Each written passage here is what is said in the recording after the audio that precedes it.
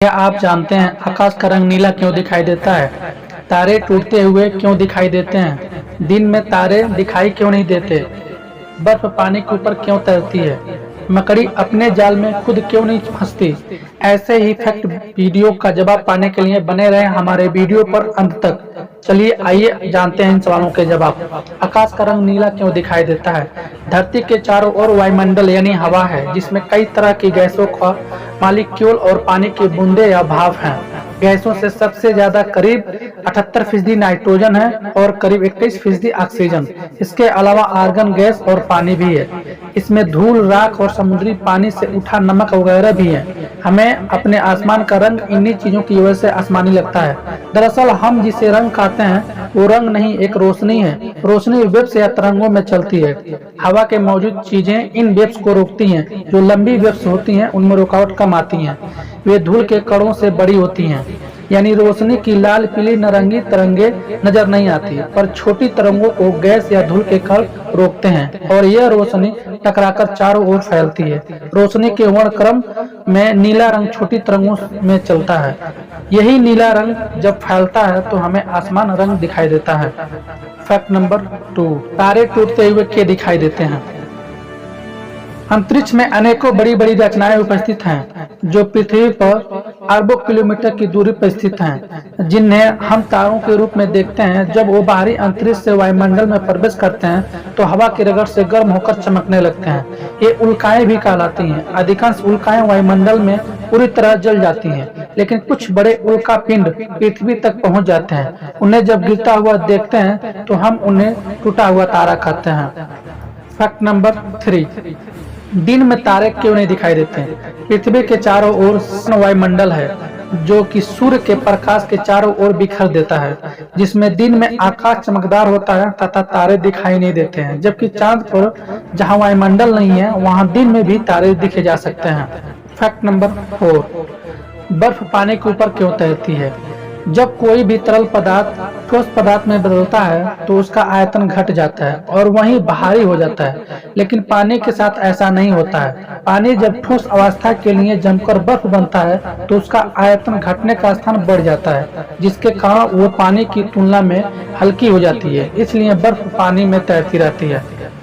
Fact number 5, मकड़ी अपने जाल में खुद क्यों नहीं फंसती? मकड़ी अपने शिकार को फंसाने के लिए जाल बुनती है। छोटे छोटे कीड़े और इस जाल में आसानी से फंस जाते हैं। इन कीड़ों का जाल से निकलना काफी मुश्किल होता है, लेकिन आपने कभी गौर से देखा होगा तो पाया होगा कि मकड़ी खुद उस जाल में एक जगह से दूसरी जगह आसानी से घूम लेती है।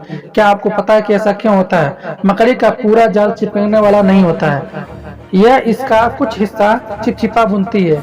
यही इसके लिए इसके अलावा वैसा हिस्सा जहां मकड़ी खुद आराम से रहती है वो बिना चिपके पदार्थ के बनाया जाता है, इसलिए वो आसानी से इसमें घूम लेती है। वैसे अपने ही जाल में फंसने से बचने के लिए मकड़ी एक तरकीब निकालती है और रोजाना अपने पैर काफी अच्छे साफ करती है ताकि इन पर लगी धूल और कणे निकल जाए। कुछ वैज्ञानिकों के मानते हैं कि मकड़ी का पैर तली होता है, इसलिए वो जाल में नहीं फंसती, इसमें घूमती रहती है। लेकिन सच यह है कि मकड़ियों के पास आयल ग्लैंड नहीं होते हैं। यही कुछ वैज्ञानिकों की कुछ वजह मकड़ी की टांगों पर मौजूद बालों को मानते हैं, जिन पर यह जाले चिपचिपाहट की कोई असर नहीं होता है। फैक्ट नंबर 6, जुकाम हो जाने पर हमारी नाक गंध को क्यों नहीं सूंघ पाती है?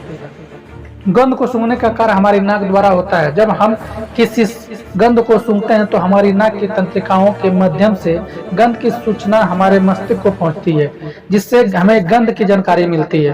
परंतु जुकाम होने पर संदेश पहुंचाने वाली तंत्रिकाओं को सिरे श्लेष्मा के कारण बंद हो जाते हैं, जिससे गंध की जानकारी हमें मस्तिष्क को नहीं पहुंच पाती है। इसी कारण हमें जुकाम हो जाने पर हमारी नाक से गंध का अनुभव होना बंद हो जाता है। नंबर 7, छिपकलियां दीवारों पर चिपक कर कैसे चलती हैं? छिपकली के पैर छोटे होते हैं और शरीर में बेलनाकार होते हैं। इनके पैर की बनावट कुछ ऐसी होती है कि जब छिपकली दीवार के ऊपर चलती है तो उनके पैरों और दीवार के बीच निर्बाध अर्थात शून्य पैदा हो जाता है, जिस कारण उनके पैर दीवार पर चिपक जाते हैं। बाहरी हवा का दबाव भी उसे दीवार पर चलने में सहायक होता है। फैक्ट नंबर 8, चींटी एक लाइन में कैसे चलती है?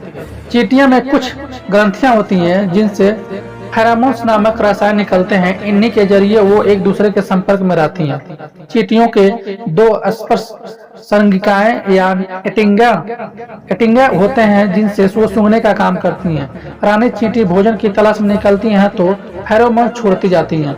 दूसरी चींटी इनके एटीना को सूंघते हुए रानी के पीछे पीछे चली जाती हैं। जब रानी चींटी एक खास फेरोमोन को करना बंद कर देती हैं तो चींटियां नई चींटी को रानी चुन लेती हैं। फेरोमोन्स का प्रयोग और बहुत सी स्थितियों में होता है, जैसे अगर कोई चींटी कुचल जाए तो चेतावनी के फेरोमोन को रिसाव करती हैं, जिससे बाकी चींटियां हमले के लिए तैयार हो जाती हैं। फेरोमोन्स से यह भी पता चलता है कि वो कौन सी चींटी किस कार्यदल का हिस्सा है। फैक्ट नंबर 9, आसमान में बिजली क्यों चमकती है? बादलों में नमी होती है। यह नमी बादलों में जल के बहुत बारीक कणों के रूप में होती है। हवा और जल कणों के बीच संघर्ष होता है। संघर्ष में बिजली पैदा होती है और जलकर अवशोषित हो जाते हैं, यानी चार्ज हो जाते हैं। बादलों के धनात्मक तो कुछ ऋणात्मक अवशोषित होते हैं। धनात्मक ऋणात्मक अवशोषित बादल में एक दूसरे को समीप आते हैं तो टकराने से अति उच्च शक्ति की बिजली उत्पन्न होती है। फैक्ट नंबर 10, हमें किसी चीज की स्वाद कैसे पता चलता है? जीभ हमें स्वाद का ज्ञान कराती है। जीभ मुंह के भीतर स्थित है। यह पीछे की ओर चौड़ी और आगे की ओर पतली होती है। यह मांसपेशियों की बनी होती है। इसका रंग लाल होता है। इसकी ऊपरी सतह को देखने पर हमें कुछ दानेदार उभार दिखाई देते हैं, जिन्हें स्वाद कलिकाएं कहते हैं। ये स्वाद कलिकाएं कोशिकाओं से बनी हैं। इनके ऊपरी सिर के बाल के समान तुंत निकलते हैं और वे स्वाद कलिकाएं 4 प्रकार की होती हैं, जिनके द्वारा हमें 4 प्रकार की मुख्य स्वादों का पता चलता है: मीठा, कड़वा, खट्टा और नमकीन। जीभ का आगे का भाग मीठे और नमकीन का स्वाद कराता है, पीछे का भाग कड़वे स्वाद का और किनारे का भाग खट्टे का। जीभ एक मध्य भाग किसी भी प्रकार का स्वाद का अनुभव नहीं कराता है, क्योंकि इस स्थान पर स्वाद कलिकाएं प्राप्त नहीं होती है। स्वाद का पता लगाने के लिए भोजन का कुछ अंश लार में घुल जाता है और स्वाद कलिकाओं को सक्रिय कर देता है। खाद्य पदार्थों द्वारा भी एक रासायनिक क्रिया होती है जिससे तांत्रिक आवेग पैदा होता है। वे आवेग मस्तिष्क के स्वाद केंद्र तक पहुंचते हैं और स्वाद का अनुभव देने लगते हैं। इन्हीं आवेगों को पहचान कर हमारा मस्तिष्क हमें स्वाद का ज्ञान कराता है। फैक्ट नंबर 11, उल्लू अंधेरे में कैसे देख लेता है? उल्लू रात में मानव से कई गुना अधिक देख सकता है, क्योंकि उसकी आंखों में प्रतिबिंब वाली विशेष कोशिकाएं होती हैं जो रोशनी को एक भीतर सोख लेती है। और यह एक ऐसा विचित्र पक्षी है जिससे दिन की अपेक्षा रात में अधिक स्पष्ट दिखाई देता है। उसे दिखाई तो दिन में भी देता है, लेकिन उतना स्पष्ट नहीं दिखाई देता है जितना रात में। जिन पक्षियों को रात में अधिक दिखाई देता है उन्हें रात का पक्षी कहते हैं। फैक्ट नंबर 12, पहले मुर्गी आई या अंडा?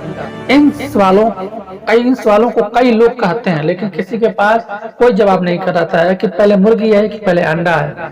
आइए हम भी कोशिश करते हैं। जीव विज्ञान के अनुसार जीवों का विकास क्रमिक रूप से हुआ है। मुर्गी और अंडे के विकास में लाखों वर्ष लगे हैं। मुर्गी और अंडे में पहले कौन आया इस प्रश्न का कोई मायने नहीं है, क्योंकि इन दोनों का विकास एक साथ क्रम में हो। फैक्ट नंबर 13, आग पानी से क्यों बुझ जाती है?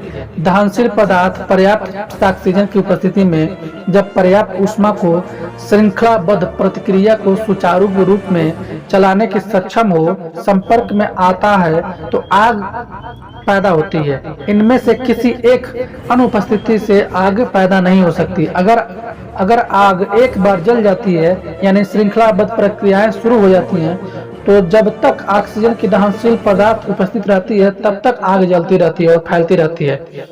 आग को ऑक्सीजन और ईंधन में से किसी को भी अलग कर बुझाया जा सकता है। आग अगर पानी की पर्याप्त बौछार पड़ती है तो ईंधन को ऑक्सीजन की उपस्थिति में बाधा पड़ती है और आग बुझ जाती है। आग पर कार्बन डाइऑक्साइड का प्रयोग भी करके आग को बुझाई जा सकती है। जंगल की आग बुझाने के लिए मुख्य ज्वाला से दूर छोटी छोटी ज्वाला पैदा कर ईंधन की आपूर्ति बंद की जाती है। फैक्ट नंबर 14, बरसात कैसे होती है? आर्द्र मानसून हवाएं जब पर्वत से टकराती हैं तो ऊपर उठ जाती हैं, परिणाम स्वरूप पर्याप्त बारिश होती है। हम जानते हैं कि जो जो ऊंचाई बढ़ती है तापमान कम होने लगता है। 165 मीटर ऊपर जाने पर 1 डिग्री सेंटीमीटर तापमान कम हो जाता है। हवाएं जब ऊपर उड़ती हैं तो इसमें मौजूद वाष्प कण ठंडे होकर पानी की बूंदे में बदल जाते हैं। जब पानी की बूंदे भारी होने लगते हैं तो ये धरती पर गिरती है। इसे हम बारिश कहते हैं। चूंकि मानसूनी हवा में वाष्पों की भरपूर मात्रा होते हैं, इसलिए बारिश भी जमकर होती है।